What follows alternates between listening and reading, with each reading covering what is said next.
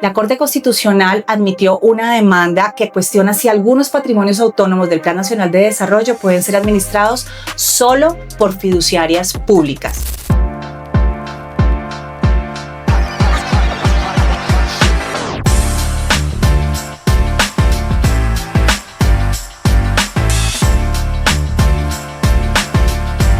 Hola, bienvenidos a un nuevo episodio de Fiducia para Todos. Hoy queremos hacer un paréntesis muy especial en nuestra temporada para hablar de un tema que se está moviendo en este momento en el país. Puede sonar un poco técnico, pero este tema tiene efectos directos en el ecosistema fiduciario y por eso queremos explicarlo de una manera sencilla. Para eso hemos invitado a la doctora Adriana Salazar. Ella es gerente de Suárez y Gómez Abogados. Adicional, es especialista en derecho contractual y fue quien participó en toda la construcción de esta demanda. Adriana, buenos días, bienvenida y muchas gracias por acompañarnos en este tema tan importante. Gracias, Carolina, por la invitación. Quiero felicitarlos por este espacio tan importante que hace Piensas, estructuradores fiduciarios. Me parece que es un momento para enseñar y pues poner esto en términos más coloquiales, más entendibles, porque a veces los abogados somos un poquito cerrados, entonces buenísimo este programa. Así es, y esa es la idea. La idea es ser más cercanos, es poder entender más, y sí, no todos somos abogados, entonces la rigurosidad técnica entendemos que es muy importante, pero poder bajarlo a que todos lo entendamos es necesario. Y muchísimas gracias por acompañarnos. ¿Te parece Claro si nos vamos sí. por el principio? Arranquemos por Claro. ¿qué fue lo que exactamente decidió la Corte Constitucional en este caso? Bueno, desde Suárez y Gómez estuvimos liderando la estructuración de una demanda de inconstitucionalidad que digamos que va en contra de unos artículos que se encuentran en la ley del Plan Nacional de Desarrollo. Esto es importante porque se establecen ciertos criterios para poder hacer negocios fiduciarios a través de solamente, digamos que en esta parte, como lo es el Fondo de la Mujer o Fontur, solamente con fiduciarias públicas. Entonces, la Corte lo que nos dijo la semana pasada fue: admitimos esta demanda, y esto es bien importante porque si bien no es una decisión de fondo, sí ya es un inicio y abre un debate a ver cómo está planteado esta ley y pues digamos hace visible que hay de alguna manera una vulneración a principios y a derechos constitucionales como tal. Entremos en el fondo. ¿Cuál es el problema jurídico que se está discutiendo? Listo, bueno, el problema jurídico básicamente, bueno, quiero también, para los que no sepan, cuál es la diferencia entre una fiduciaria pública y una privada. Me gustaría de pronto, si me lo permites, como decir. Por favor. Bueno, entonces es súper sencillo. La fiduciaria pública es porque tiene participación del Estado, digamos que hay inversión dentro de esa entidad, entonces de recursos públicos. Y cuando hablamos de fiduciarias privadas, pues netamente capital privado entre particulares. Esto es básicamente como la diferencia. Okay. Ahora, ¿qué pasa? Que la ley del Plan Nacional de Desarrollo, en unos 4 o 5 artículos, digamos que establece que algunos negocios y algún manejo de recursos, como por ejemplo el Fondo del Turismo, que es Fontur, o el Fondo de la Mujer, se pueden manejar a través de patrimonios autónomos, pero que sean constituidos en fiduciarias públicas. Okay. Entonces, ¿qué pasa? Que obviamente que cuando la ley, digamos que lo cierra de esa magnitud, estamos ante, en mi concepto y en el concepto del equipo de Suárez y Gómez, ante una desigualdad, ante una prohibición o una limitación más bien a la libre competencia, a una limitación a que se puedan, digamos que proyectar varias fiduciarias privadas de capital privado para manejar estos recursos. Entonces, básicamente lo que nosotros planteamos fue: si no hay requisitos adicionales, objetivos, que permitan establecer que es que esos recursos públicos se pueden manejar, controlar por ciertas fiduciarias porque cumplen ciertos criterios objetivos, entonces estamos en una vulneración constitucional. Por ejemplo, que la fiduciaria que va a manejar sus recursos tenga un nivel X de experiencia, tenga, por ejemplo, una capacidad económica específica, cosas, digamos, que uno diga, sí, es que realmente hay una clasificación, una especificidad. No la trae, la ley no la trae y por tanto ambas fiduciarias, es decir, hablando de las dos categorías, tanto privadas como públicas, tienen derecho a participar.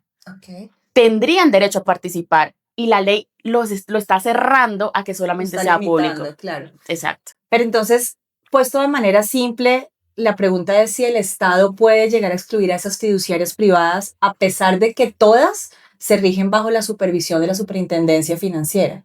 Ese sería como lo central. Exactamente. No, no podría. ¿Por qué? Porque es que estamos, como bien lo decía, hay unos criterios objetivos y ambas fiduciarias los cumplen o los podrían cumplir. ¿Por qué? Porque ambas son vigiladas por la superfinanciera. No hay una categoría o una determinación, una disposición que diga que esos recursos tienen que ser destinados o que tienen que ser manejados por X o Y fiduciaria con estas características y hay una argumentación para eso. No la hay. Entonces, sí ves que hay como una vulneración a esa libre competencia porque ni siquiera da la oportunidad de que la fiduciaria privada se postule. Ni siquiera da esa oportunidad. Simplemente la ley dice fiduciaria pública. Punto.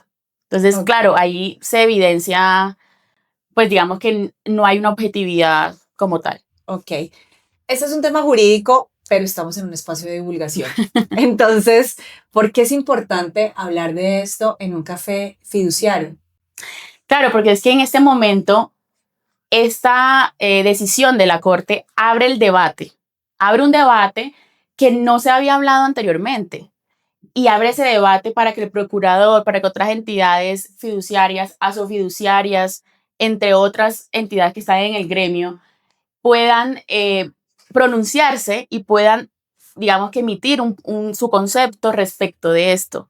Como bien lo decía, no hay en este momento la decisión de fondo, pero sí es abrir ese camino. Se abrió la discusión. Se abrió la discusión. Y eso es muy importante. Y yo invito a todos para que también digan o también se pueda, digamos, de alguna manera sumarse, exacto, a esta debate, porque es bien importante para todas las fiduciarias. ¿Cómo es posible que se limite a esas fiduciarias privadas? O sea, digamos que para mí es un tema clarísimo que sí hay, digamos que una vulneración. Entonces, y nadie lo había hablado. Y nadie lo había hablado, exactamente. Okay. Y si bajamos entonces esto a la vida real, si la demanda prospera, ¿a quién impacta y qué podría cambiar?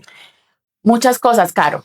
O sea, aquí podemos impactar fiduciarias privadas teniendo la oportunidad de manejar una gran cantidad de recursos públicos, cumpliendo con toda la normativa, por supuesto, con la misma protección, pero digamos que se abriría esa oportunidad para que se puedan presentar, para que puedan manejar ese tipo de negocios y que no solamente se cierre a esas fiduciarias públicas. Se podría ver como que el sector público está monopolizando estos negocios y le está quitando la oportunidad al sector privado. Por supuesto. Es que aquí en Colombia son pocas las fiduciarias públicas.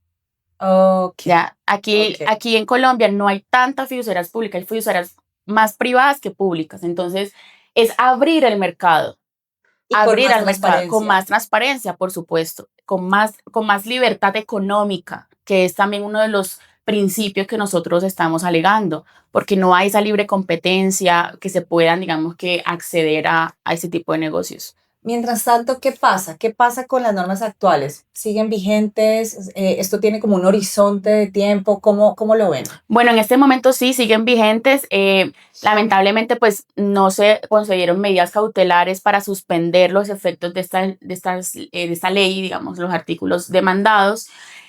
Pero pues esperamos que ya le dieron al procurador y a las demás entidades para pronunciarse 30 días. Entonces esperamos que en enero ya podamos tener algún tipo de pronunciamiento de estas entidades y ver cómo también pues lo está viendo como la asociación gremial y bueno, todos los intervinientes en el campo. la demanda se admitió el 25 de noviembre. Sí. Eso quiere decir que como que para el primer semestre estaremos muy activos en todo este tema. Así es, ¿Qué correcto. etapas vienen ahora? O sea, vamos a esperar entonces, dices 30 días, es como el tiempo que le dieron en el horizonte, pero sería un trabajo de un semestre, de un año, una suma de intenciones de más fiduciarias privadas. ¿Cómo lo ves? Pues digamos que sí es es un proceso, como les decía, inicia el proceso con esta admisión, pero viene un camino largo por recorrer. Espero que la Corte para esta demanda que ha sido, pues la verdad ha sido rápida en el pronunciamiento de la admisión y esperamos un semestre 2026 que con un fallo favorable esperamos que sea de esa manera.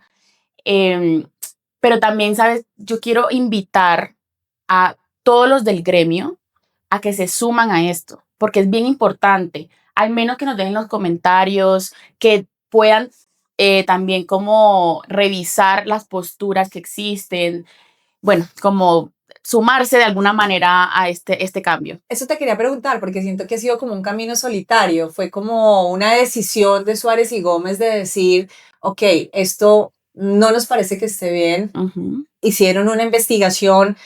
Cuéntanos un poquito de ese trabajo, de ese trabajo que tuvieron detrás de la demanda, cómo fue construirla, cómo fue liderar este proceso, porque veo que es un camino solitario de Suárez y Gómez hasta ahora. Sí, hasta ahora ha sido de esa manera, digamos que con el equipo estuvimos haciendo toda una investigación, primero obviamente analizando la norma, cuáles eran los principios que vulneraban, entonces estuvimos haciendo toda la revisión del bloque de constitucionalidad, que son como las normas para los que no sepan un poco, perdón que a veces me digo Toca. como temas técnicos, pero digamos que estuvimos haciendo todo ese análisis de cuáles eran las normas constitucionales que se vulneraban.